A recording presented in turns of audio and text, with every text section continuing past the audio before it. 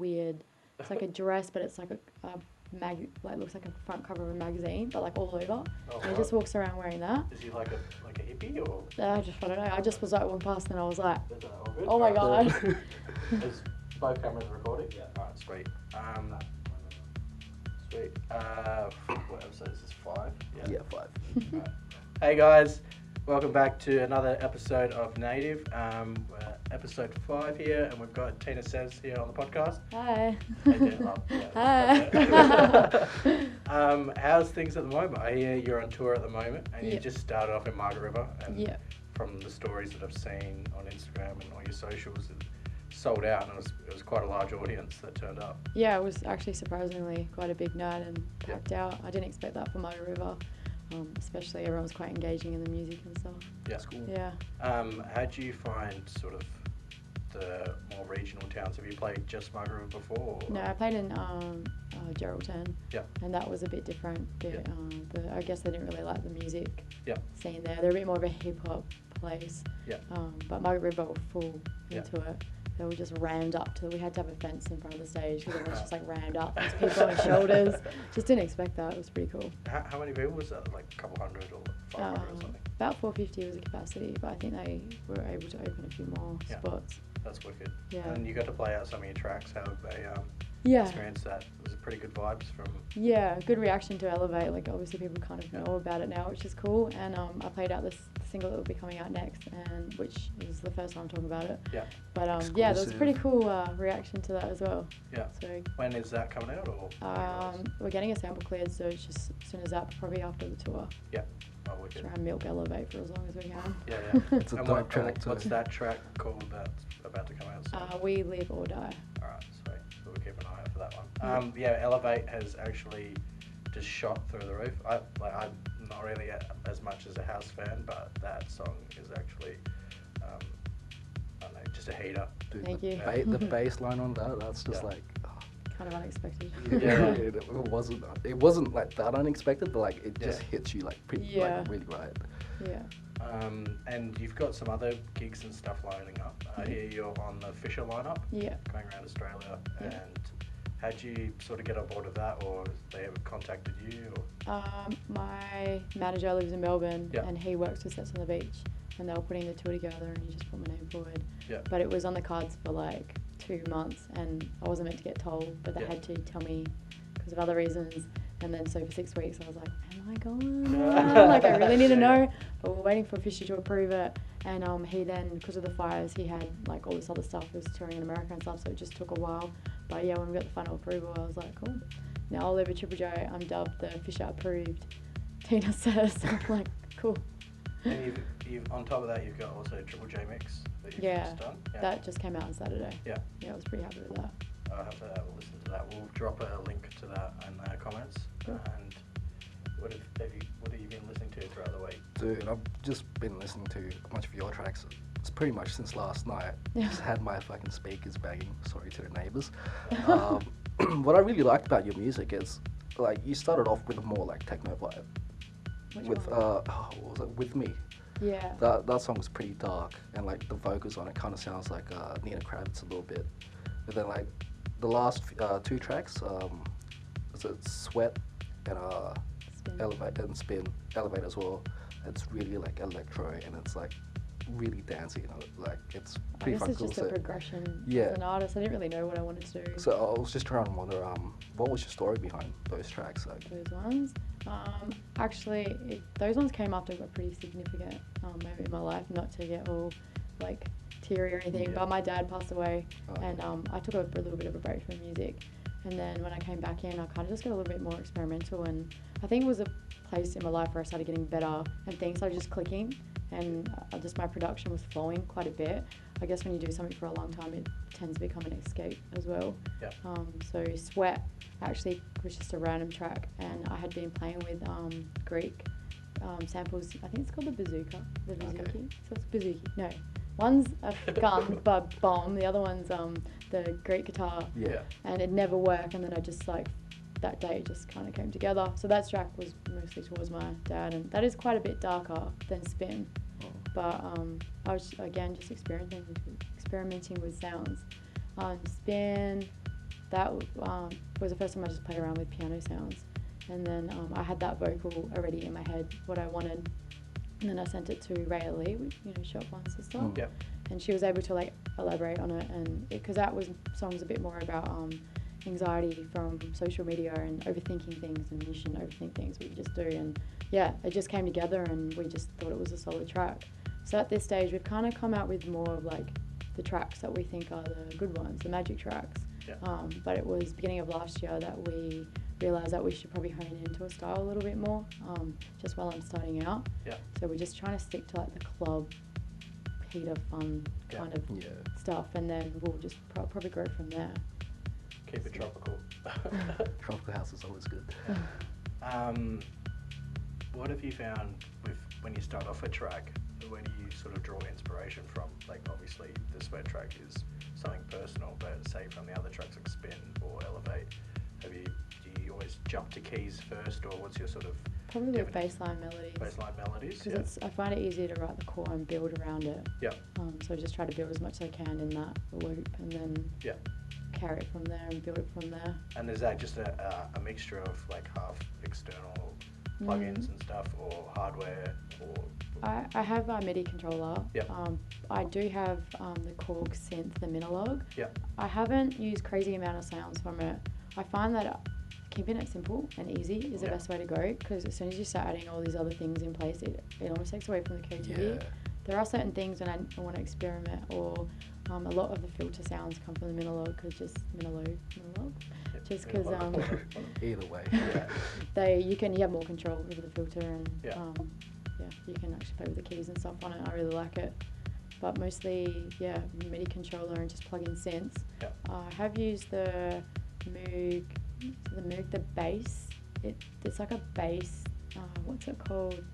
It's crazy, but you can send all your like, MIDI through it, and it just you get cool bass sounds. But that's probably the only thing that I've really played with. Is it almost like a modular synth, or is it no, miniature? That's what it's called. It's just like the really like oscillators, and there's no keys or anything.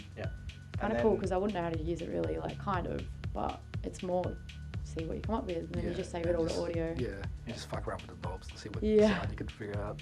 The online, like the VSTs, do you also like approach like Serum or like Pigments or any of those? Serum's sort of my go-to, because Serum can do everything with, and it's so user-friendly. I probably learnt more about synth and sound design by using Serum.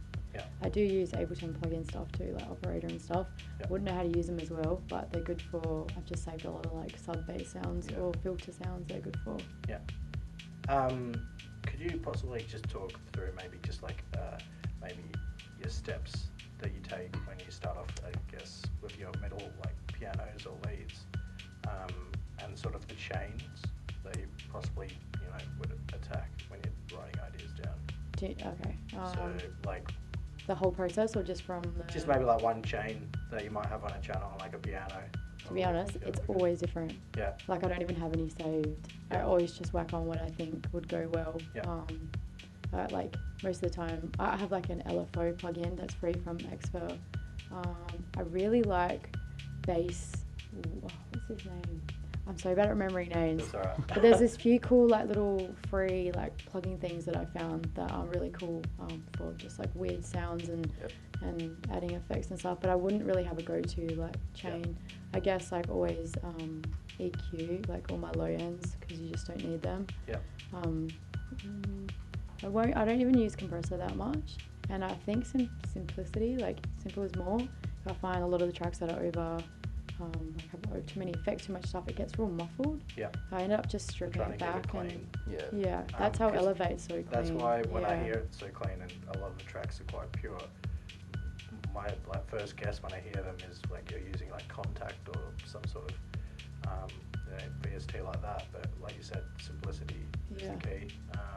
It's usually like the initial idea has to be like solid. You can't polish a turd. So if the initial idea is solid, you just want to make things sound a little bit better and a little bit unique. The only other thing I would suggest is with sound design, sometimes I whack on, before I even like choose my sound or make my sound or anything like that, I whack on a couple of weird effects, like the amp effect on actually Ableton inbuilt one is really good to make it quite like an amp effect, like muffled and stuff. So I'll chuck something like that and a few other things on, and then I'll go through and choose my sounds, because that way you kind of know no one else. Because if people are using it directly from Serum, someone else might use it. Yeah. This might give it a little bit of a different magic tinker to it. Yeah. Sometimes it doesn't Have work. you noticed that with what do you usually do with your sound design? Pretty much, like as you were saying, like simplicity is key. Like I don't try to like overload any of my sounds with too many effects or like VSTs and all that. The only thing is probably with kicks, I lay a lot of kicks together. Yeah. Just to make it sound like, you know, you've got one boomy kick and you've got one like on the upper end. Yeah. But yeah, like simplicity is key to like, especially with writing music. You don't want to like add too many things because you won't be able to pick them out if you're listening to it. And they start fighting for the same frequency. Yeah, exactly. It gets all muffled. Yeah.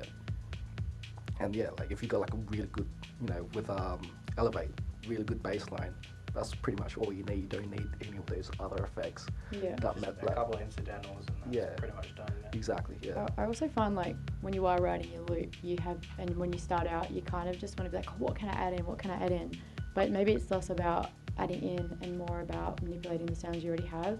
So if you have a melody, maybe writing a different melody in the build up, or using the bass and taking out the low ends in the build up, or just doing a different random sound with the bass, like just hitting, you know, every second bar instead of the actual melody. Or I find that it's more simple for the mind to kind of focus on the idea, and just it's not like so much going on. I find it also helps if there's like a second pair of ears in the house. Like sometimes I'll just be jamming out and I'll just have the kick and snare because I make drum and bass, and then just sit on the keyboard and just fiddle around with like a lead or whatnot, and then it just gets funky because, like you said, you just chuck on like maybe an amp or a saturator or something, or some weird tones and tremolator, and you'll get some weird sounds out of it. And yeah, it's just the idea process is quite amazing sometimes. Sometimes it works and sometimes it doesn't. Yeah, because especially if you do take too long with like making tracks and you're trying to add too many things on, like what you started off with won't sound like it's the same like, towards the like end. 60 different sets of Yeah, channels. it's like between. I'm like, oh, I like this and this, and then you just record it out in MIDI, and then you have to go back in and just strip everything, strip like everything. subtract. Yeah. I always find like your initial idea is the magic one. Yeah. Like make that better, don't try and change it. Because I have this one track that's like 13 versions, and I listen to, and they're all like kind of cool in their own way. If you go back to the first one, you're like, well, that one's like the best. The Even though you it's fell the in love less with. produced, it's like the one with the most bounce and feel to it. So, but, So what is next on the tour at the moment? Castaway. Castaway. So not this Saturday, next Saturday. Yeah, and that's with so what's that? There's Gnarly. Who else is on that? Warfia, Slumberjack, and Golden Features. Yeah, that'll be a wicked lineup. Golden Features is amazing. Yeah, he's actually one of my biggest influences. I remember hearing Guillotine back like 4 or 5 years ago. And still today. And I was just like, what is this? Cracks. I know. He's an insanely What other talented. artists have you found inspiration from? So Golden Features. Well, back in the day, it would be like Boys Noise. That electro era was huge for me. They were the kind of music that I was listening to, and I was like, I want to. I don't know. I felt so connected to it. I was like, I want to write. I want to do this. It was less about DJing, performing, and more about I want to put sounds together. Yeah. And I've never really been like crazy good at stuff, but I think when you just are passionate, it just kind of. I don't care about what I know. I As just long like as you doing stick it. with it. Yeah.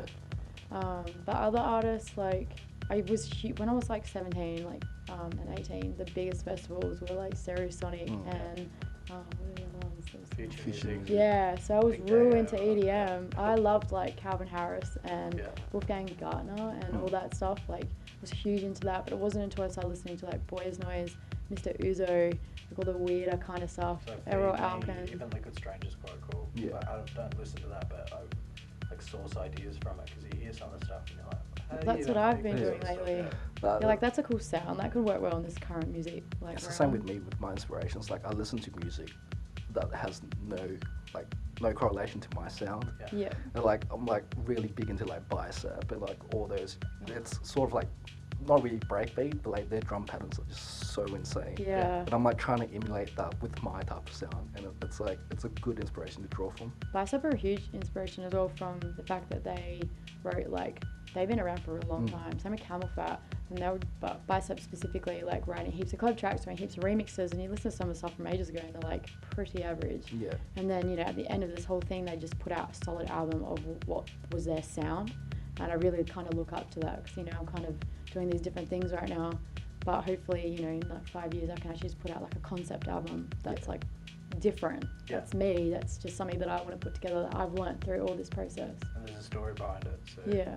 Caribou does it as well, but he has the 2 different projects. He has Daphne, which is like all his club stuff, and then he has Caribou. And I think Caribou is like a mature selection of his sounds. Like Daphne was him getting into it and doing club stuff, and it's just really awesome. He's probably like 45, 50. Yeah, He's that's been funny. doing this for That's 30 funny that you years. say that because I'm really into Caribou, but I've never heard of Daphne. Oh really? So like Go- knowing that he has like a different side project, that's pretty fucking cool. Go listen. I think it's Yee. It's a dark, like kind of techno, but like super Forte style. It's amazing. Fortet's amazing as well. He's another like inspiration of mine.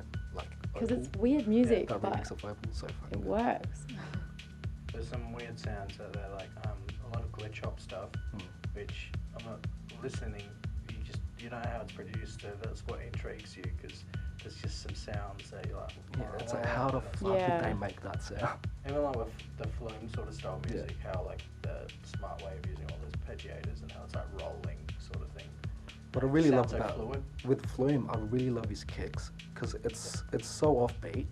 Yeah. Like it doesn't sit right. Like if you're making 4/4 music, like everything sits like right on point. But with Flume, it's like a few milliseconds off, and you could hear that. But it works so well. Yeah, you'd be writing and doing it and be like, this doesn't sound right. Yeah, exactly. But then like somehow it just He sounds does right it, in his and stuff. it's like yeah. wow, it's crazy. I'd love to see him working in the studio.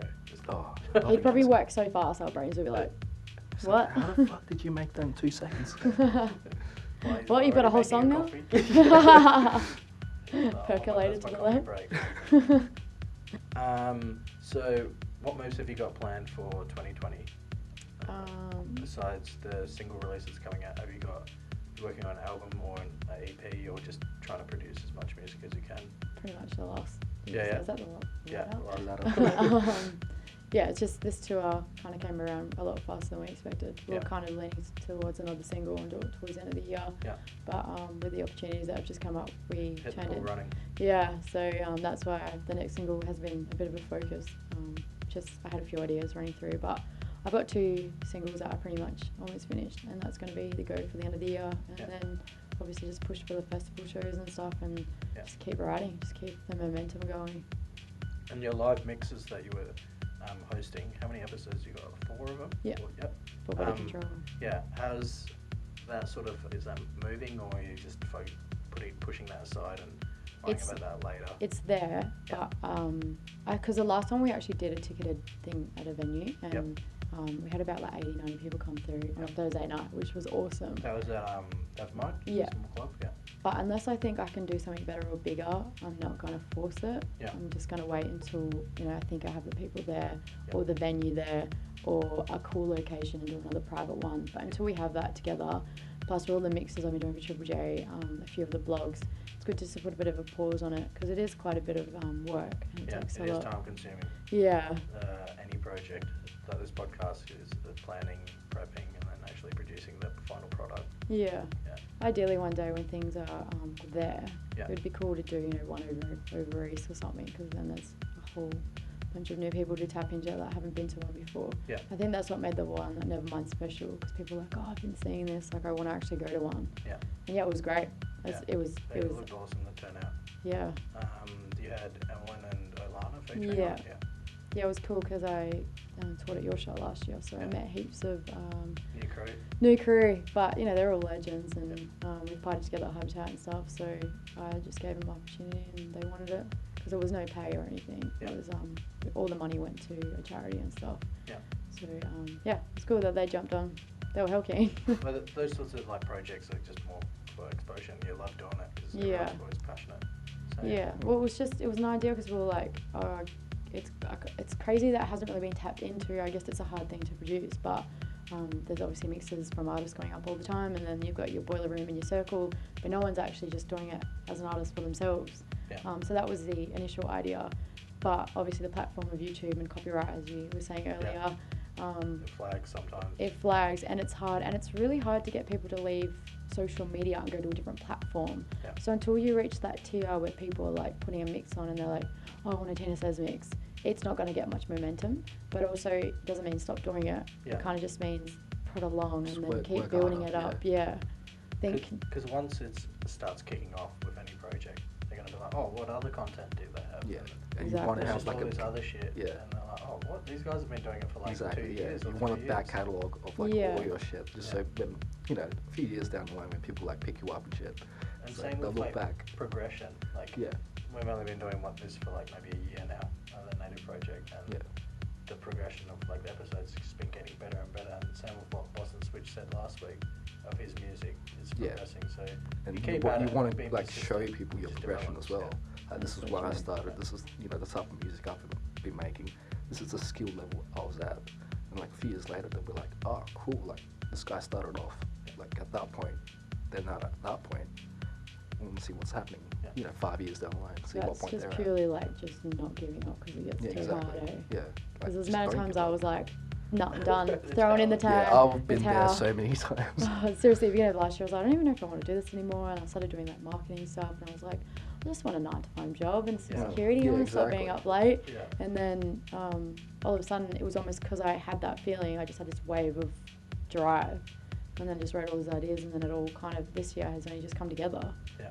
And then I literally had the thought on the car on the way here. I was like, can't believe I was gonna give up. Like everything's just like happening at the moment. Yeah. It's like good news every week, and like I'm on tour. Like there's not much more you can ask for. And if People you- were listening if to my you're thinking music. positive as well. Good things will always come. Because there's always the hard times. Yeah. If you can make through those. And then like when you do come get out to the that other end. point, Yeah. you'll remember those hard times. Yeah. And like, Exactly. you respect those hard times a lot more. Which is what makes artists a lot more humble, I think. Yeah. From my experience, people who just blow up overnight aren't the most humble Yeah. people. Yeah. The people that earned and have worked their ass off for it are the ones that you want to Yeah. go talk to, and you generally look up to them. Yeah. But my advice to anyone that's gonna do music, do it because you love it and not because you think you're gonna make money. Because Mhm. I have probably lost more money in the last 5 years, and I'm only just starting to gain it back. Yeah. And I'd say like I struggle, like I have to find different means to bring in money and stuff that also is flexible with writing music. And you can blow up, but it's a very small percentage that do, and it's all about timing and momentum. And it's yeah, as you said, it's not about blowing up. It's about making music, making art, like creating something that somebody else would like. You're enjoying that journey as well. 'Cause Yeah.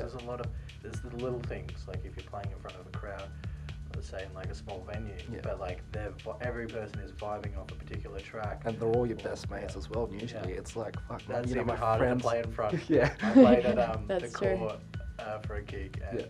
I was opening, and there was only like 10 people there. So like the court's empty, but it's Yeah. like all your friends. All your friends, and And you're just you're like, like, I want to I'm make just this stuffing work. on my beat matching. I'm like, what the fuck? Why am I so nervous? Yeah, I feel like if you're nervous when you DJ, there's no flow, and then you make Yeah. mistakes, and you're like, I was actually a little bit nervous on Saturday. I think because there was just so many people standing behind me, because all the younger ones were like Yeah. up on the stage and stuff.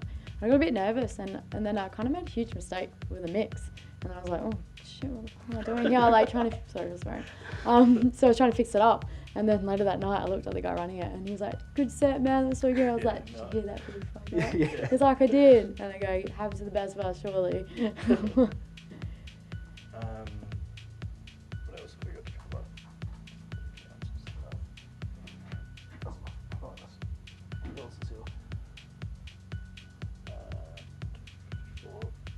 Sorry, I'm just trying to think of some relevant questions to this now. Have you got something? Yeah, I've got one. Yeah, tell us about your Triple J mix-up. Like, how did that start off? And like, are you gonna like do more? Like, are they contacting you to do more? Or?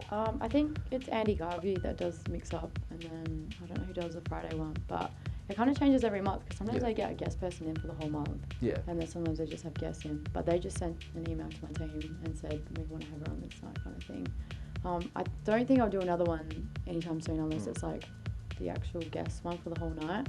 I think it's more like something you do, in 6 months to a year time when you've Yeah. had a lot more progression. Otherwise, you kind of just, it's too much. And you're probably playing the same music. Oh, I've had to do that many mixes lately. I've had to download that much music and change up. It's still the same tone, but it's like heaps of different styles.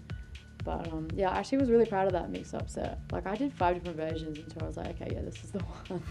Usually I'm just like, yep, first one. And usually I think I nailed it, but because it was on Triple J and I was like, there's so many people going to hear it, I got to get it right. And there was like one little mistake. I'm like, nah, just do it again. Have you got any feedback lately from it?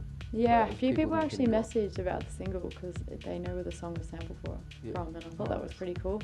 I wasn't sure people would be able to identify because there's 2 IDs. There's one that's pretty raw. I just wanted to test it out, and then there was the single, which is like not quite finished, but it's been like a little bit of a home mix there. But yeah, good That's feedback. pretty cool. People picked up on that. I know. I was in the car on the way back from Margaret River, like feeling so sorry for myself, and I was just on my phone, and I was like, oh, I was like, that's good. I was like, that's so good. But yeah, his people just really like the mix, which is good. It's pretty banging.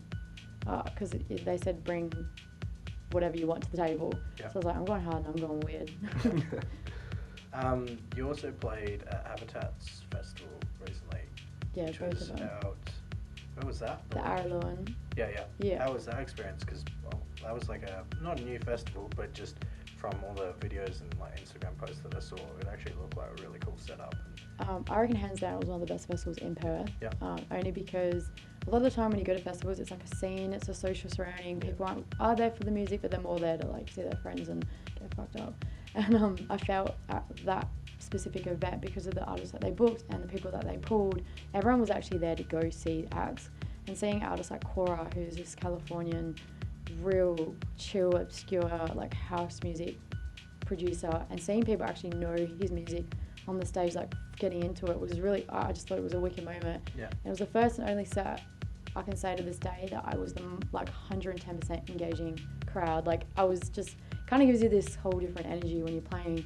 But I was on the stage that I was on, the music went off because I think the smoke machine was taking too much power. Yeah. So it went off, and from a professional standpoint, I'm not gonna like freak out or anything. I just was like, can someone fix it? They fixed it, jump back on, and I just thought that everyone would have left. Everyone's still standing there. Yeah. And I was like, what the hell? And then I was like, thank you everyone, and everyone's like, music. It was awesome. It was a bit of a surreal experience. I just was on a high for like a whole week. Yeah. Just thinking people were actually there. They knew what Elevate, the song, because it had just come out. So they were all around the song, and they knew my other songs, and I was like, oh wow, like this is like authentic kind of fans here. Yeah, well, like you said, there's a particular artist that got booked, so it brought out people that actually, love that music and are passionate about it. So Which is something you find a lot in Europe, because when it's European festivals, it's not like clashing to the crowd and everyone's just like frothing over like the big artists. Like everyone's just widespread. Yeah. Everyone's there just to groove and just to be involved in the music. Be in the atmosphere and just there for the music. And they trust the artist. Yeah. So like whatever, you're going to go see an artist you want to see, trust the music that they're presenting you. And if it's not all of their own tracks, like don't hate on them. They're presenting like all this new They're age stuff trying they other probably... stuff out, I've ever heard. I'm just like, He's almost ahead of his time sometimes. Yeah, and his sound design's so amazing. Like, he's the reason why I got into he has another side project with a couple of other techno DJs called Moderat. Oh yeah, So I thought he was in that. Yeah, it's Mode Selector and Apparat.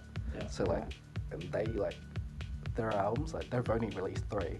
But they're insane. It's just It's amazing. some- Like, I really want to go see them live. They're almost like a band though. Yeah, pretty much. It's all like live Yeah. music, Oh, really? live electronic music. And That's you can hear the sick. live synthesizers Yeah. and synthesizers. And like he does his own vocals and all that. Yeah. It just sounds crazy. But I just love how they don't like, it's not like singing over the whole thing. They do like heaps of cool effects with their voices and do these cool little like loops and stuff. It's crazy. They just have just They've got like the synthesizer. I know, I did the same thing. They've got a synth. And like he's pretty much playing. He's pretty much playing on it. He's the drummer has the push. Yeah. And he's like doing all the drum beats and all that. And he's like sometimes he's like doing vocals as well. And Apparat, he's on the synth, has the guitar as well. Then you got the other guy, I forgot what his name was, but he's pretty much modulating everything. And it just like together, like there's those 3 as Moderat. Yes. It's crazy. I It's always almost get, like they're having a studio session. Like it's Pretty much. yeah, it is and then they just I reckon they just jam out and then just take like little clips of each of it, turn into songs. I always download their stuff and use it for when I'm traveling. Yeah. Because it's the best traveling music. It's so good. Like, if you listen like with their albums, like beginning to end, it's like it's just like you want to make a journey. Yeah. Like their albums, like. Because it's like journey. thinking music. It's Yeah. like stuff you want to listen to on your own, especially when you're traveling. You're just seeing all these new places and you look at your life in a different way. So it's like the best music for that, I think. Have you found as well the tracks that you've already released, the tracks that you thought that would, you know, pop a lot harder than other tracks? Has it sort of flipped, or it, like the, you know, music is obviously subjective, but how did everybody's feedback come across for each track?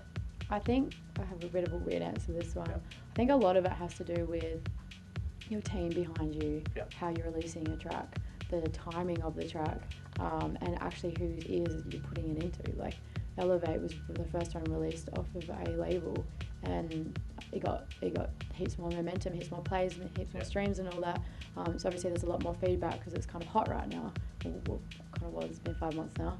And whereas Spin was this track that I thought would get picked up as a Triple J premiere, at least, because Sweat got picked up from Triple J, not for rotation, but quite a few plays. Yeah. I thought that was just a go, but I released it in end of November, and no platform, and yeah, it just didn't really. It only had a few thousand plays on Spotify. It just didn't really.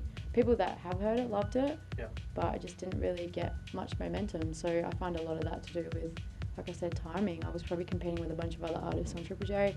That time of the year, everyone's wrapping up, like, you know, getting ready for summer and stuff. And yeah, we just didn't really, I guess I just didn't push it as hard as I should have. I think I released it, and then 2 weeks later I didn't really do much about it, whereas Elevate, it's 5 months later and I'm still milking it. Yeah. I think it's all about content. Yeah. And just how you do things, how you roll it out. Yeah. It obviously has to be a good track, a good product to begin with, but yeah, And marketing very well. it's Yeah. a huge thing. Yeah. But I've learnt a lot through all of them.